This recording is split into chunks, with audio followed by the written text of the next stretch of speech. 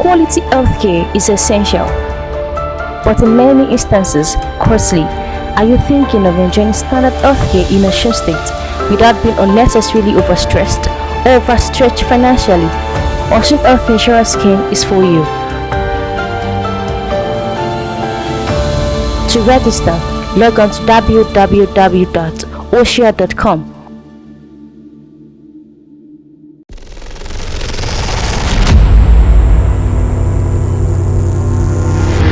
My name is Lateef Agboola.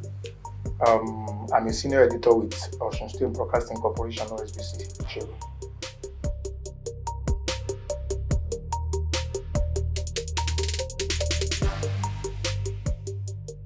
Well, I started with Osun State Polytechnic.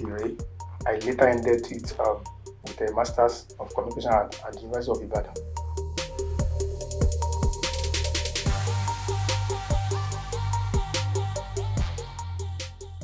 Well, I could say it's a two-way thing. I have a brother, now late, who established a community newspaper then. That was when I completed my secondary school.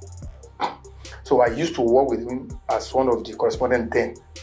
I was not a trained journalist then. But my dream was to become a lawyer. Yes, I love journalism too, but my priority then was law.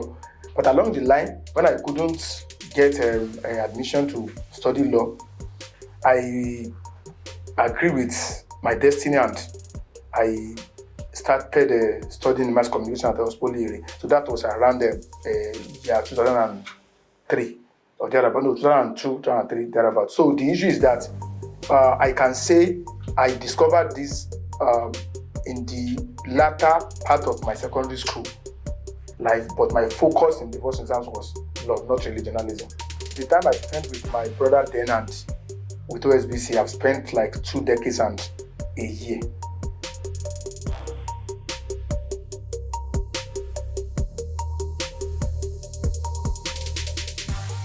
Well, there are many challenges, just like you guys too know, because you knew it, then you are asking me.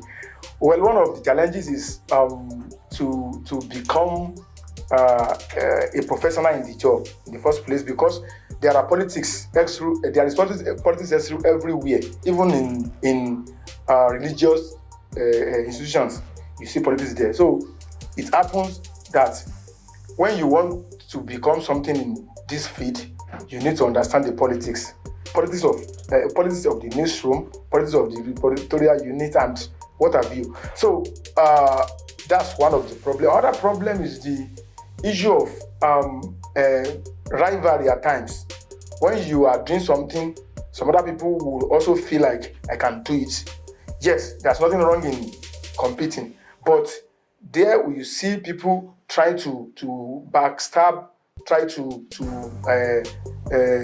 call you names and what have you.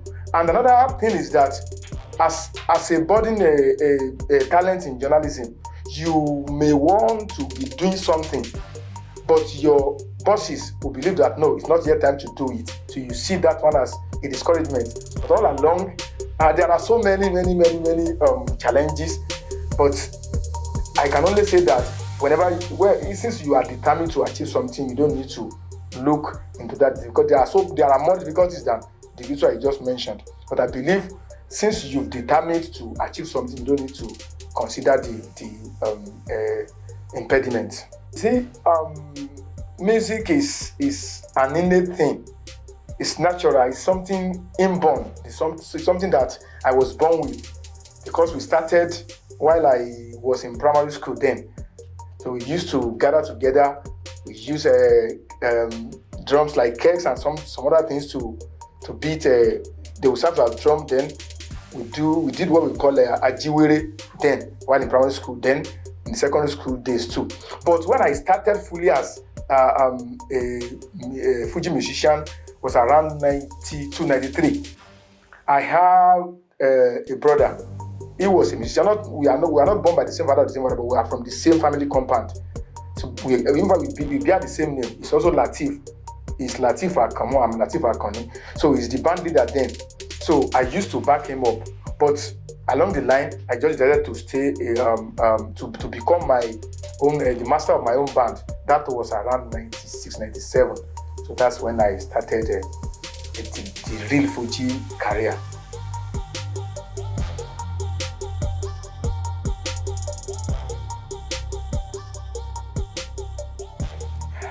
I have so many good days, honestly. But I will just tell you like one or two of my good days. One of them is that when I was an intern with OSBC, I had so many bosses. But my director then, Eda Smollett, Shitro Alamu, discovered that talent in me, and I told him as an intern that, okay, I can write the news talk these people were writing now. News talk is like editorial opinion of OSBC conglomerate. And he said, go and do it. And I went ahead and do it. You know what? Apart from the fact that the news stock was used, this man gave me money. He also ordered his subordinate to give me a corporate commendation. So that's when I believe that I can go higher and higher in this job. That's a day. Another day that I feel elated in this job is not just one day, but days. Whenever I see myself standing before people of note, speaking without even don't care whether they are big people or not big people because of the training I was given. So let me just stop there.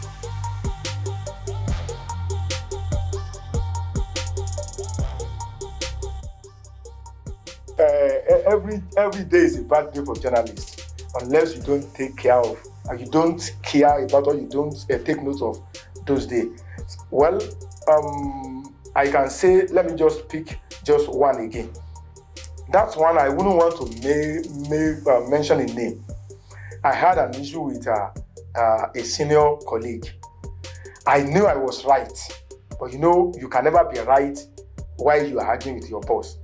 At the end of the day, I was given a corporate query that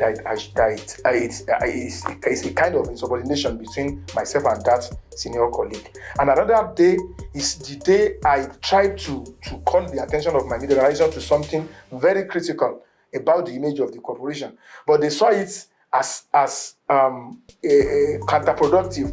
They believed I should have consulted the system before I wrote what I wrote. So I believe just two instances. There are other instances, but don't let us.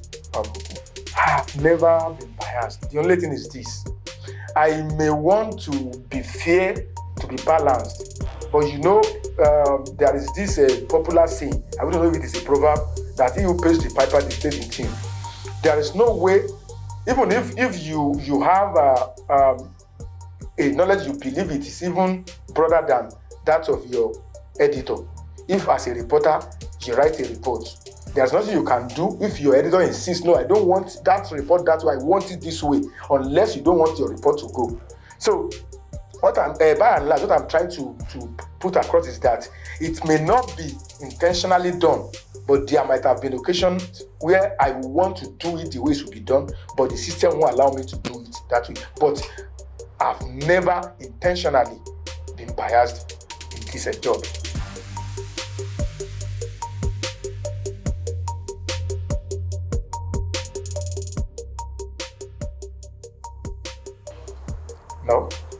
No, it's not in my character. I can do that when I can, because as a human being we are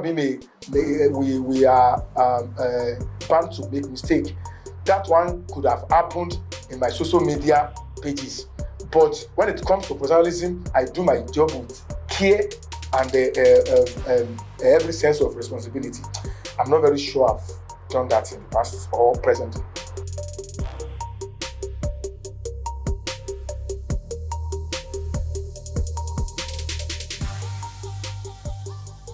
There are so many risks. You do know what we are talking. When we are talking, even in fact, an average journalist is a risk taker. But let me give you two instances. The first day is when I faced a former governor of Osun, Lateef Agboola, and I was telling him the image of the government. It was a kind of program organized by the state government when it did break. That the way the government saw his activities was different from the way the public saw it. And I told him point blank that majority of those who were working with him didn't portray the government in the good light. I was expecting him to hit me, but he didn't do it. So he didn't even agree with me. That's an instance. Another instance is the other one I said the other time. I wrote something about the government of the day. That was when Governor Yetola was the governor of Osun. I wrote something about OSBC conglomerate, that there is need for a kind of restructuring, that OSBC image should be better than how it was then. Now, the system, the management of OSBC misunderstood what I did. But I learned that the government delegation was coming to OSBC. So I thought the government too wanted to take me up. But when they came, they believe I did the right thing and I was commended. In fact, that delegation was led by the then SSG. So let me just stop with the two instances.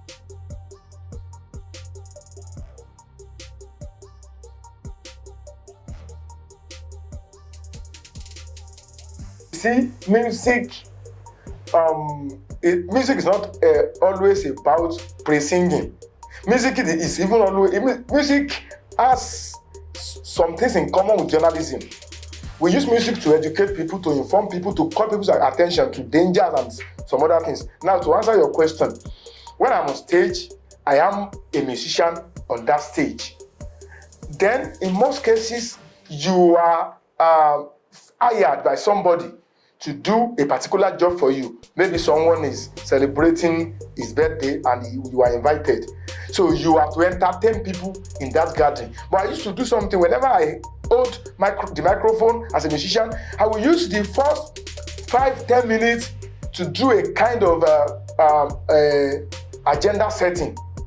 I don't care. Even if the celebrant will be complaining, I won't listen not until I deliver my message.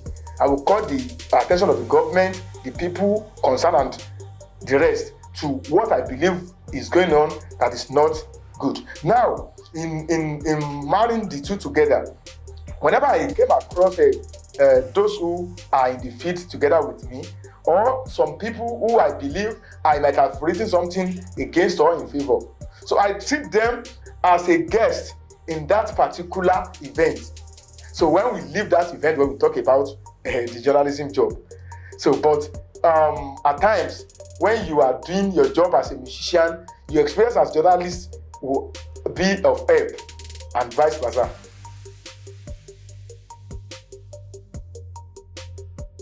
Yes, and yes. I can only pray that the condition of journalists in this part of the world become better and better and better. Journalism is like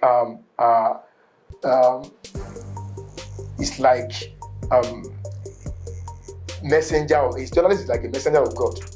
So the job we do is like that of a cleric if we do it the way it should be done. Yes, if I come back to this life again and again, I would like to be a journalist and a musician at the same time.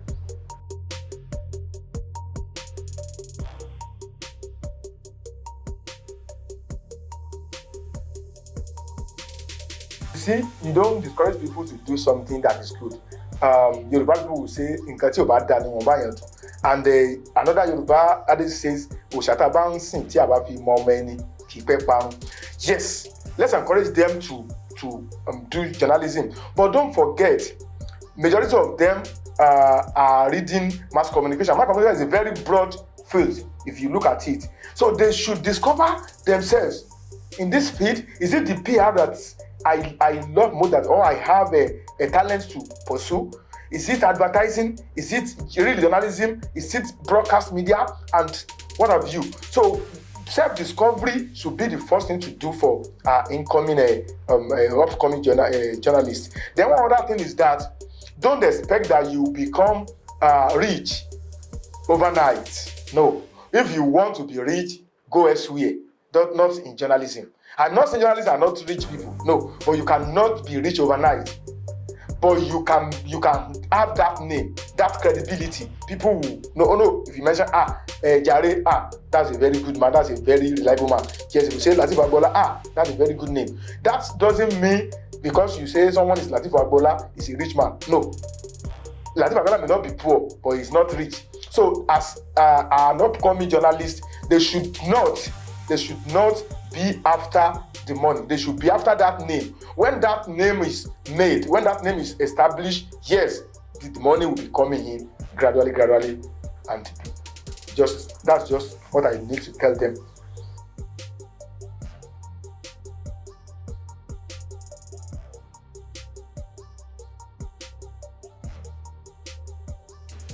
Well, journalism is becoming something else when we look at it critically.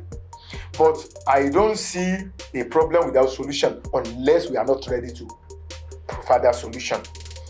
Since journalism is becoming a kind of all-commerce affairs, I believe there are bodies, there are agencies, there are organizations like Press Council, like NUJ, like Guild of Editors that have roles to play to ensure that there is sanity in the system. You see something happened recently. We need to commend the national president of NUJ, Chris Uziguzo. He did something that I appreciated. There are many people that are members of NUJ. We have many people who are outside NUJ. They are supposed to be members. They said they are not qualified because of one reason or the other. But there are many people who are members of NUJ, but they are not qualified to be members.